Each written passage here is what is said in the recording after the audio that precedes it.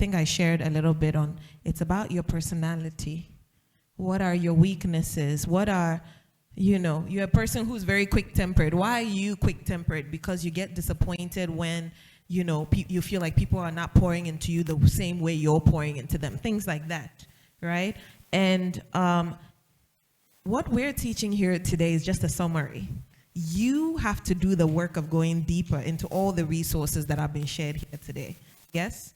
So it's called a Enneagram test. You can even, there are free links online that you can go and fill it in. And when you get your type, you can go on YouTube. There's a channel called You've Got a Type. And he really goes in depth into explaining that. So if you're very interested about getting to know a little bit more. And the advantage of knowing your personality and some of your motivations is because a lot of the time in business, people don't even know the kind of business person that they are. Are you a kind of person that when you make money, you will give it to somebody who's by the roadside begging for food? There's some of us like that. We're generous givers. You know what I mean? And that's one of the motivations for success, to make money so that we can bless others. And then are you a person that if somebody does something against you, you hold a grudge, right? Because guess what? If you know that it is affecting you in business, you will learn how to be able to let it go. You will learn how to manage your emotions around certain suppliers, employees, employers, because you understand yourself. That's the importance of the personality test.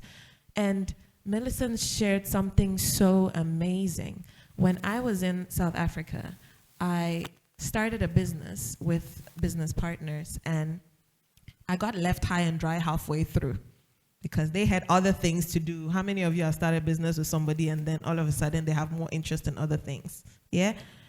And I did not have any resource to continue the business.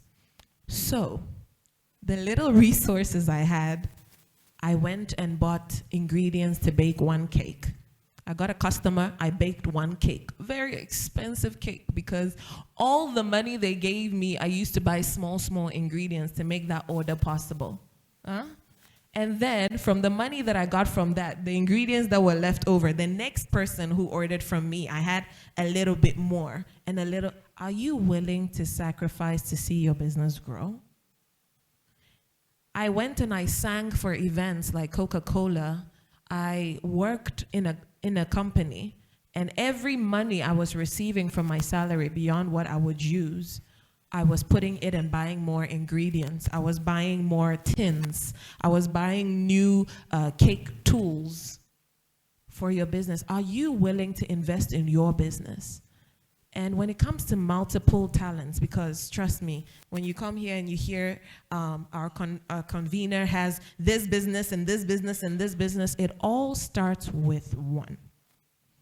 If you're able to make a success of one business, it will give you yourself confidence. The reason why we did the last activity about what it is that you bring to the table is because everything that you have learned, everything that you have experienced, when you put all that knowledge together, it gives you the confidence to say, I can do this again.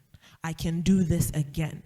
Those things that you feel you can do again, they're going to give you the courage to do the things you can't do. So conquer one, but let it be one that is backed by knowledge, is backed by, does this help people? Because that's where the real money is. That is the real money. And once you do that one, all the other avenues will open up as you establish that one. Yeah? Does that help? Right. There were other hands up here. Please pass.